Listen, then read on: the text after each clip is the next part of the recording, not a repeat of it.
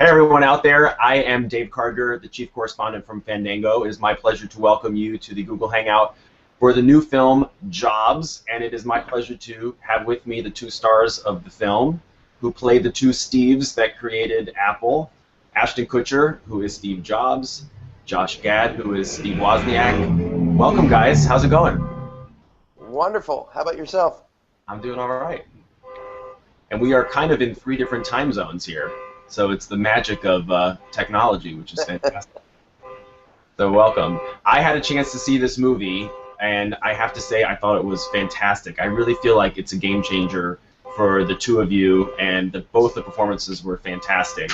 So, but first I want to know... Is there a car alarm going off during the There is, hangout? and it started as soon as we started but it's gone. It's gone, so now we can keep going. Did you guys know each other before this movie started filming? Had you ever met? Have we met? No, we hadn't met. Why not? You never saw Book of Mormon, Ashton? I did see Book of Mormon, and I thought it was amazing, but we hadn't met. Yeah, but unlike all the other celebrities who came to Book of Mormon, Ashton never felt compelled to come and actually congratulate me or say, you know, I really thought you did a nice job, not even send a note backstage. So our relationship didn't start off on the best foot, and it took a lot of time to build trust again. So what kind of groveling did you have to do then, Ashton, once you realized that Josh had this chip on his shoulder about you? You know, Josh is a really gentle soul, and once I apologized and made up some bad excuse as to why I didn't come backstage, then he forgave me very, very quickly. And how do you feel about him now, Josh? Have you turned the corner? No. What's it going to take? Why do I feel like we're on like a Maury Povich show or something? What it will take is it rhymes with Aston Martin. Okay. Well, I've got the results of the fraternity test. I'll break those out a little bit later. For each of you, tell me how you even heard about this being made into a film. Ashton, how early did you kind of come on board on this, and did you have a hand in hiring Josh's Woz, or how did this all come about for each of you? Well, I was sent the screenplay pretty early on. When Josh Stern, the director, was already signed on to direct the film, and I read the screenplay, and I thought it was a really interesting story and a really valuable story. And I have been and was a large admirer of Steve Jobs and the work that he's done and the things he's done in the world. And so I thought it was a pretty interesting story. And then I met with the director, and he decided that he felt like I could play the role. So he brought me on, and then called me and said, "Hey, what do you think about Josh Gad for Wozniak?" And I said, "I saw him in Book of Mormons, and I think he's brilliant." And then Josh Stern, the director, suggested that we talk and see if we're comfortable with each other. And so we did a little Skype call and had a conversation. And then it was just, you know, we just started building computers together. Yeah, it was for me. It was one of those processes where I got a phone call from Josh Stern, kind of telling me about this idea that they were going to venture out and go do a Jobs movie, which sounded incredibly ambitious to me and incredibly daunting. And I was very scared. But after Book of Mormon, I was looking for kind of opportunities to branch out a little bit and do something that would challenge me. And from that first call, when I spoke to Ashton for the first time, he set the tone for kind of the rest of the shoot, whereby I think myself and everybody who would subsequently come on board knew that the bar was set so high in terms of the level of detail and authenticity that Ashton was going to bring to his role, that we all felt compelled to match that, and we all felt compelled to do amazing amounts of research and amazing amounts of work. And it was like cramming for the SATs the night before, essentially, where you literally have to study every piece of video, every piece of audio recording, every piece of literature that's out there to form the fullest composite of these characters and these people, because you're so accountable to the fact that everybody can go on YouTube and look these people up at any given time. Yeah. Ashton, you say you were an admirer of Steve Jobs. I mean, obviously, as everybody knows, you were a very early adopter of so many technological innovations. So many people credit you as being one of the people who really brought Twitter to the forefront. Did you feel kind of a kinship with him in a way because of those interests of yours? I don't think I had felt like a kinship. I think I just admired the things that he's done. I had like a pretty moving moment when I heard that he passed away. I was like driving in my car, and I heard that he had passed, and it never really hit me before that. But at that moment, I kind of pulled my car off the side of the road and just kind of took a moment, and then I went home and started working and was on my computer, and it really just hit me. It was on my computer and I had my iPhone in my hand, and I realized the contribution that he had made to society, and that these devices and tools that he created really are the glue and the connective tissue of most of the relationships that I have in my life. Mm. And when I recognized that contribution that he made, it was a pretty emotional moment for me. And then, you know, with a lot of the tech companies that I work with and entrepreneurs that I work with, you know, he's referenced so often in trying to build great products that are simple and usable and that are connected to the consumer, that it's hard not to appreciate just the great contribution that he has made. Now, for any of you guys out there watching, if you have questions for Ashton or Josh, you can tweet them with the hashtag AskJobsMovie. AskJobsMovie, and I'll get to some of those questions in a little bit. But first, I'm very excited to tell you all out there that we have a brand new trailer for the movie Jobs that we can premiere for you all right here. So this is a never-before-seen trailer premiering right now, the new trailer for Jobs. So check it out. Boss! What are you working on? It's a computer terminal that hooks up to the TV for the display. Steve? Wow. Welcome to Apple Computer. It's gonna be so cool. He's just a kid. Steve, you're just a kid. Alright, okay. Alright, okay. Is this everything? Startup. You expecting something else? Maybe something a little less Manson family.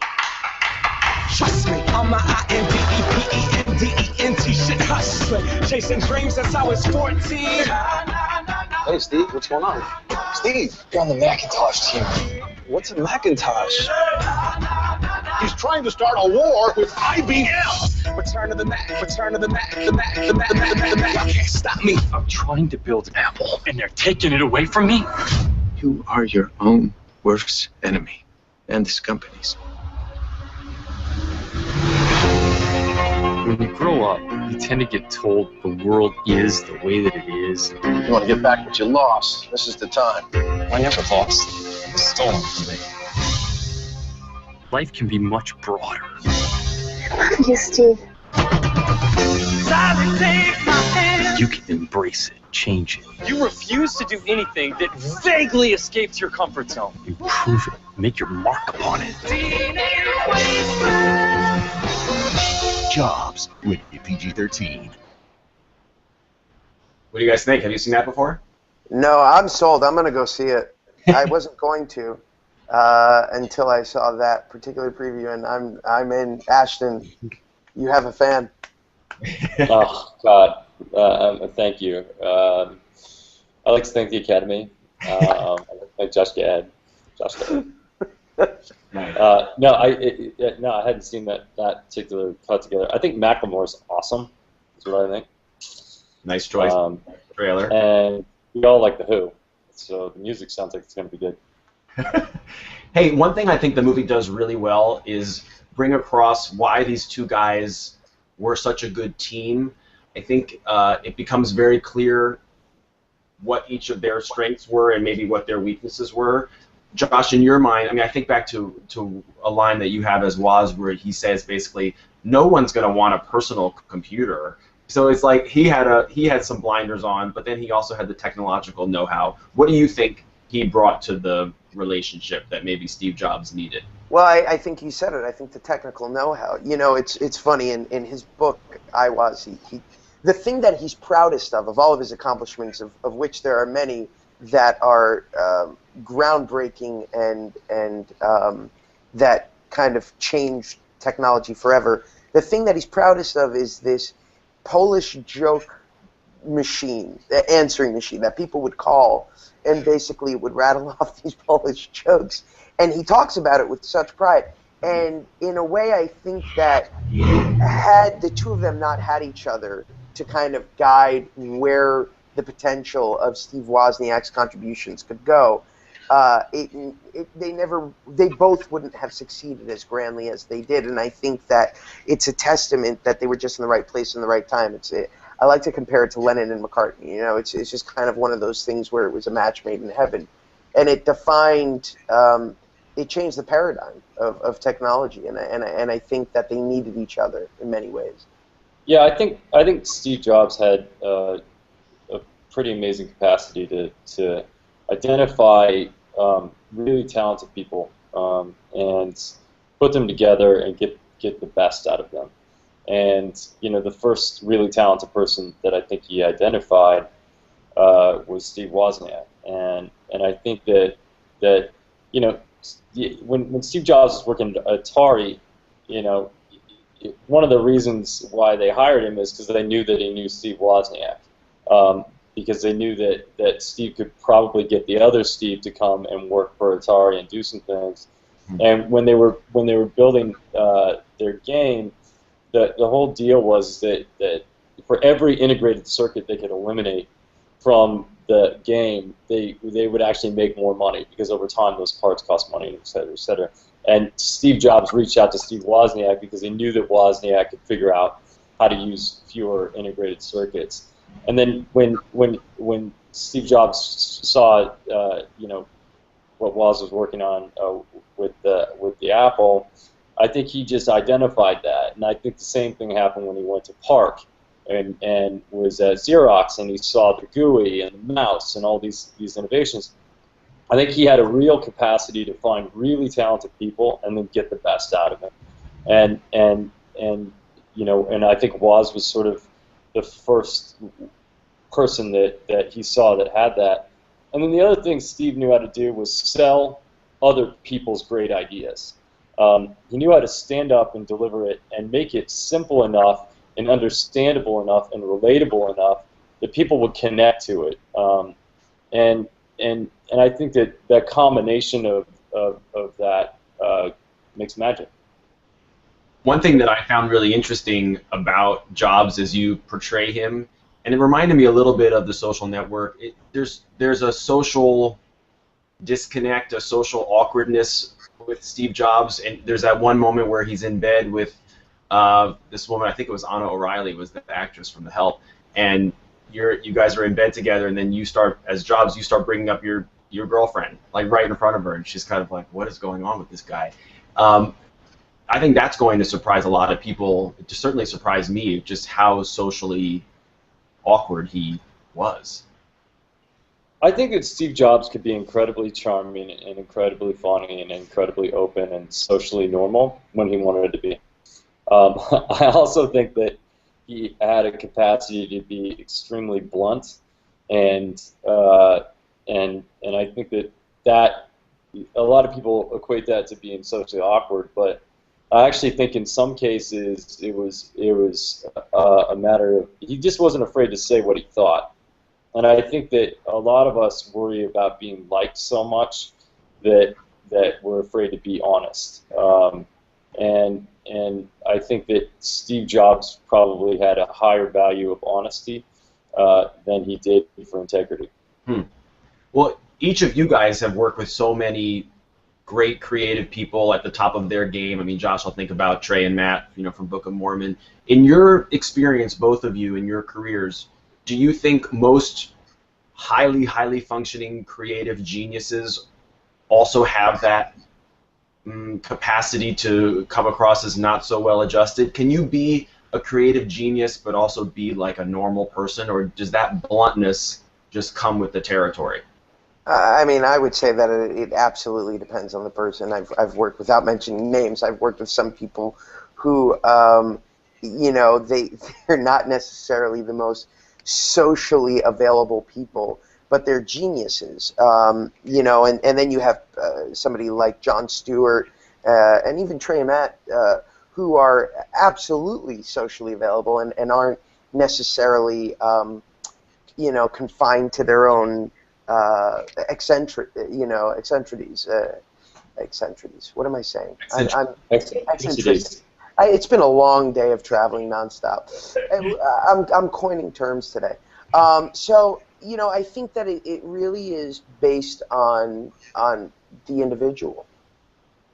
Ashton, what do you think? I think some people use their genius as an excuse to be an asshole. And I think some people actually really have an issue. In some cases, you kind of look at like Malcolm Gladwell's 10,000 hours, and I think for some people, it's probably 100,000 hours, which is what kind of propels someone from being an expert or someone that's extremely proficient into someone who's quote-unquote genius. And I think sometimes when people dedicate so much time and effort to a level of expertise in one particular area, inevitably something else in their life suffers. And I think that one of the things about Steve Jobs was that he had an extraordinary focus.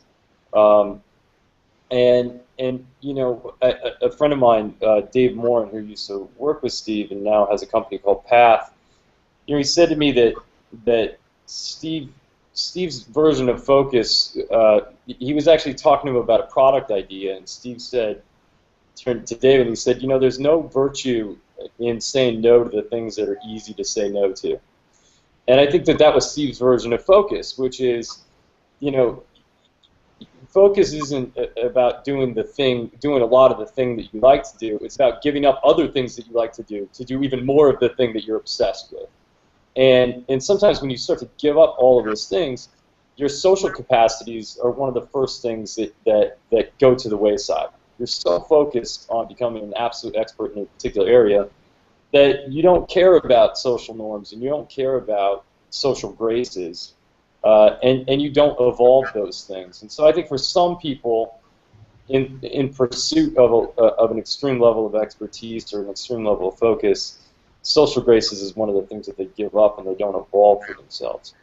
Well, all that comes across really well in the movie, which is one of the reasons why I think it's going to be so fascinating to people. We have a lot of great fan questions. Let me get to some of these. From Aisha, how is it shooting in India? Because there is a short kind of segment where you guys, where you are in India. Did you visit places that Steve Jobs actually visited? Well, first of all, shooting in India was awesome. We didn't know if we were going to get to go because the budget of the film was a pretty restricted budget. But we all kind of carved out everything we could in order to go because we felt like it was such an integral part of his life and an integral part of his story. And being there, we ended up going at the end of the film, and I really wish that we would have gone at the beginning of the film, because there's a texture that I think India has on your soul and your humanity, and when you see the way that people live, and you start to feel that people are living based on their instincts, and they kind of live a little bit more in their heart than in their mind. And I think that was an important capacity to actually get and incorporate in the film. And it was beautiful. We went all over the place. We went to Vinvad, and we were in Old Delhi, and just traveling around, shooting and picking up little pieces here and there. So it was great. The closest that I got was to an Indian restaurant in Los Feliz during the shoot. So, was it good? It was very good. I got that spiritual flavor that Ashton's talking about in my chicken tikka masala. Well, and I should hope that Ashton brought you like a souvenir back from. Nope, nothing. Once again. I have it. I have it at my house for you, but you just refused to come over. Apparently, there's a lot of animosity because none of you. There's a lot of angst. We carried it over from the film. Right. The tension here is intense. I mean, it's palpable. Here's a question for you, Josh. Was it easy making the switch from stage to TV to movies in such a short period of time? That's from Sophia Cariana. It wasn't as difficult as you would imagine, just because I started off in stage, which I think to a certain extent is probably the hardest task as an actor. Doing a performance live in front of an audience 8 times a week, it requires kind of you to be firing on all cylinders at all moments. So for me, I got my start in a show called Spelling Bee about 8 years ago, and being on Broadway for a year, kind of figuring out what that meant to be a performer, was one of those things that was it was like a master class in acting, and I was trained at a conservatory, so you kind of do all this stuff, and then you get thrown into it, and you have to be able to do it on screen or on stage or on the small screen, and you have to be ready for whatever comes your way. So was it difficult? No. Was it always exciting? Absolutely, and always an interesting challenge in each venue. And we should tell people you're also in a movie coming out in September that I really like called Thanks for Sharing, where most of your scenes are with Alicia Moore, who's commonly known as Pink. Pink, yeah, she's extraordinary in the film, as I'm sure you can attest to, and I'm so excited about it. Yeah. Okay, here's a question for you guys, and I would imagine this is a question that is a little bit more appropriate for your director, but I think you guys might be privy to the answer. From Joey Lico, why does the movie only go up to the time of the announcement of the iPod? It doesn't go any further than that. It doesn't approach, the years leading up to his passing. It ends with that announcement. Do you guys know what the decision was there as far as the screenwriter or director were concerned? Well, Josh was talking about it today in an interview, so I'll answer that as best as I can. Once again, speaking for the director, and it was his decision and the creative team's decision, but I think that he saw this as an origin story. I think in a way it serves as a prequel to, for lack of a better word, to a universal understanding of the story of Apple. Everybody kind of knows the post-iPod story. It's in the public consciousness, especially, very recently with Steve Jobs passing and the Isaacson book. And I think that to a certain degree, what was so fascinating to me was this early part, which hasn't really been chronicled as much, that I really didn't know about. I had maybe seen Pirates of Silicon Valley a long time ago, but I didn't really know that story. My understanding of Apple, my reference to Apple was this. It was these little devices that kind of changed the landscape of music and telephone and now TV, and I think that to a certain extent everybody knew the end game, but nobody knew the means to the end, and that's what I think Josh wanted to capture. Ashton, do you feel similarly, or?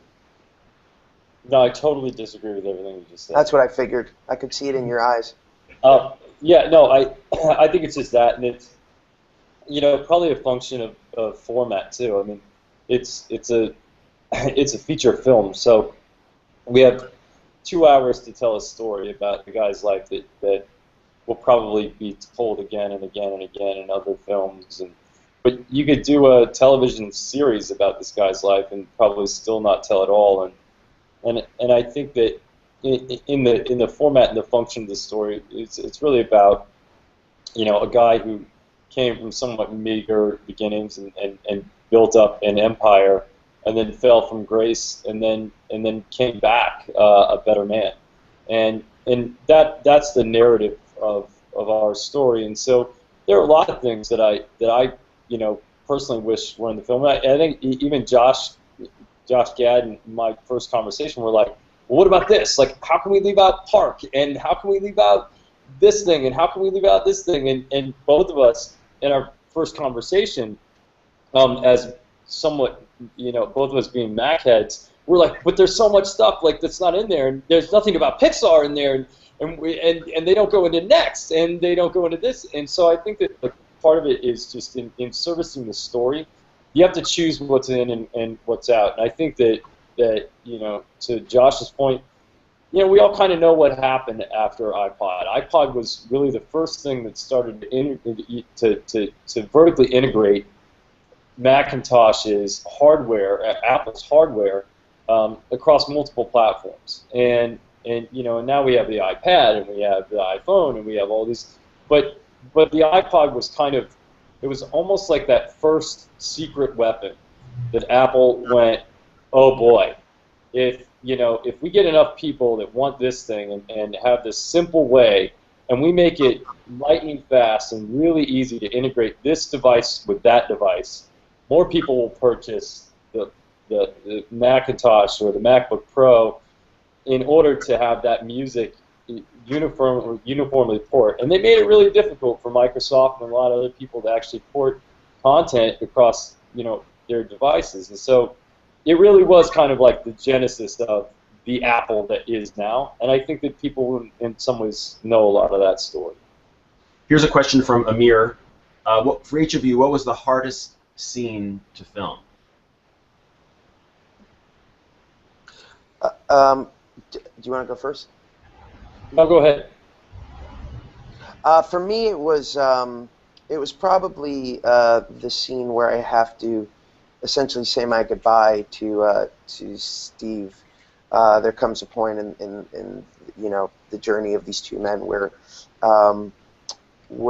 Steve Wozniak essentially bids his partner farewell, and although I'm not sure if it's historically accurate that there was a pivotal moment in which Steve Wozniak walked into a room and told Steve Jobs how he felt. For the purposes of the film, it beautifully encapsulates what we do know was happening, which was Steve Wozniak was slowly drawing away from Apple to go pursue other things like music concerts and things like teaching. And so I think that what the challenge of that moment for me was making sure that at this pivotal juncture in the film, we get some sort of emotional response from the audience. In a way, my character serves as the conscience in the film, the Jiminy Cricket of sorts to this genius, and this is kind of the moment, the moment of you have a choice that you have to make. So that was a daunting scene to film just because of the demands emotionally that I had to go to. I think the toughest stuff for me in the film was actually the kind of pre-Apple IPO Steve Jobs stuff, where I was really trying to figure out and understand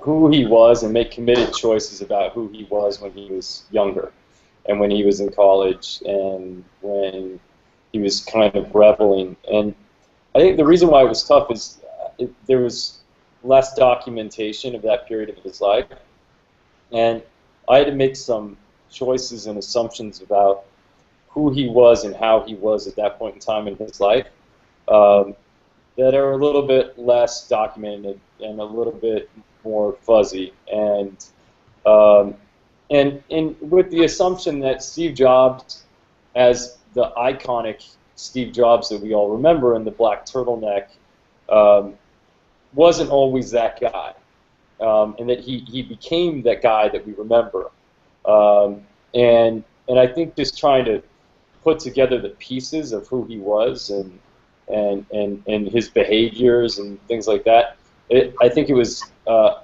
little bit more ambiguous in my mind, and so I had to make some assumptions that I was a little bit scared of making because I wanted to honor him. Yeah. Let me take a couple, read a couple of these last questions. Here's a question from Zach Smith. How did it feel for both of you guys to go from comedy to more serious roles in this movie? I would imagine that was the excitement of it, but also maybe part of the daunting part of it. Yeah, I mean, it's very hard to see who gets preferential treatment on this Google chat thing. I'm not sure if you're nodding that you want me to go, Ashton, or if you're nodding because you have an answer. You got to start giving me. I was taking a deep breath and thinking about what my answer was going to be while you.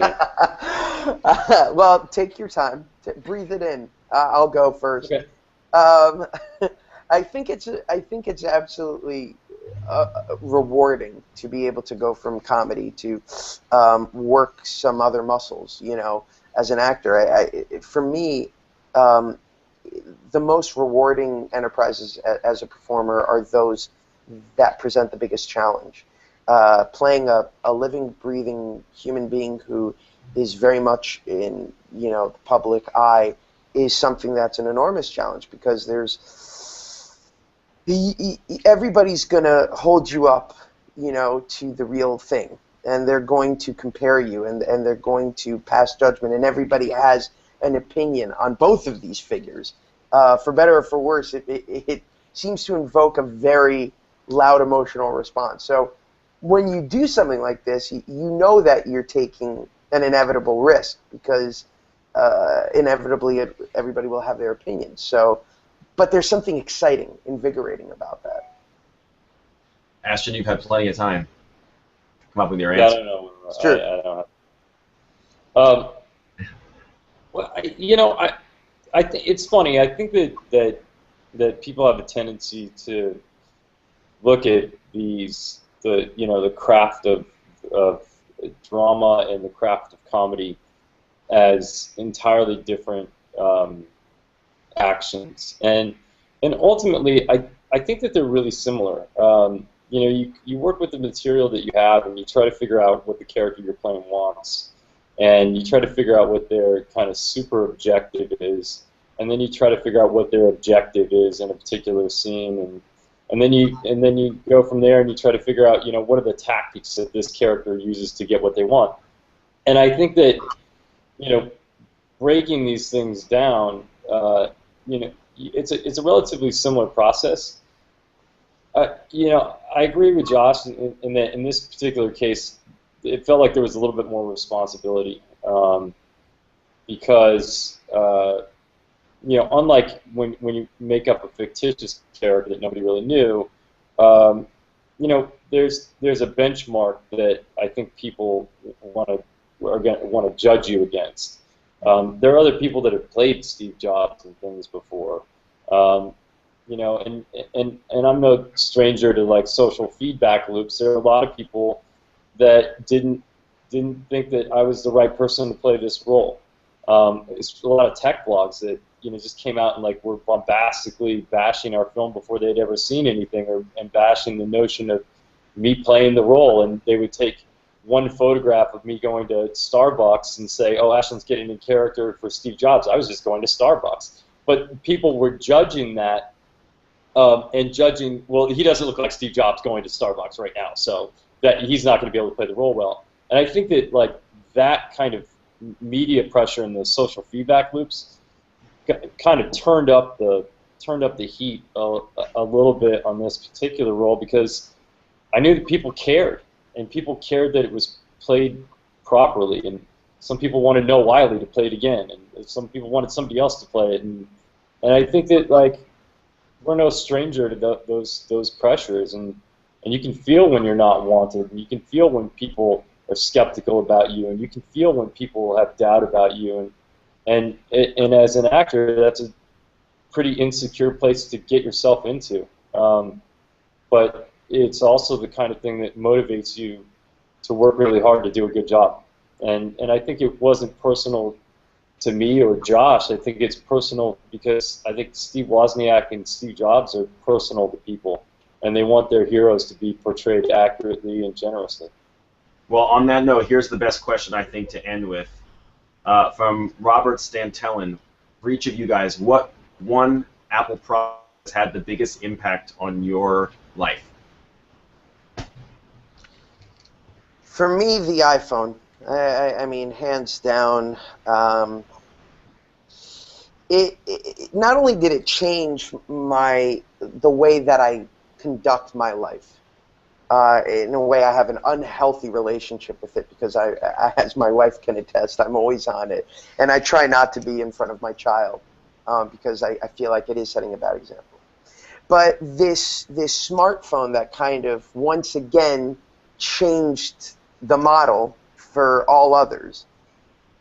What it presented was an opportunity to have a fully integrated device that could capture the best moments of my life, that could capture the birth of a child, that could allow me to make a business call that could change my life, like hearing that I got, the role in Jobs, that could allow me to record my sessions when I'm learning all the music to the Book of Mormon, that could allow me to play a game while I'm waiting at the doctor, while putting the doctor appointment for next week in that calendar.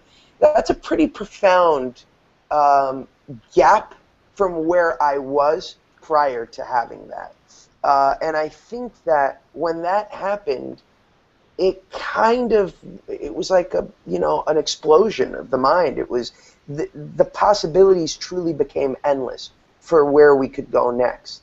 And to this day, every time a new iPhone is released, I'm excited. I have the curse of wanting to go out and buy it, even though I know it's only a small step forward. It's not a giant leap, and I still have to have it.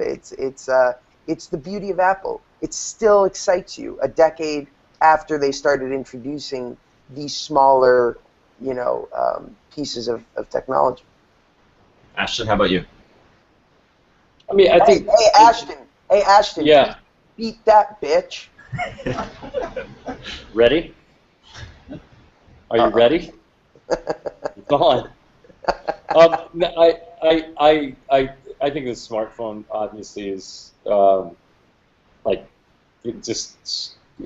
probably the most innovative thing that Apple has done that is publicly viewed and publicly consumed.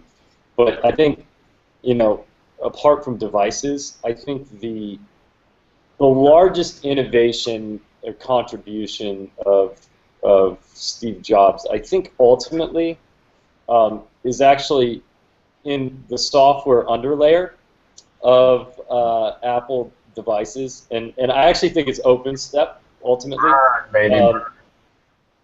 And because really OpenStep, which was actually developed at Next and then bought by Apple and then innovated by Apple, that is really the foundation for the software revolution that is. It gave people the capacity to actually build software on top of software on top of software, and actually ignited Moore's law of exponential growth in computing capacity.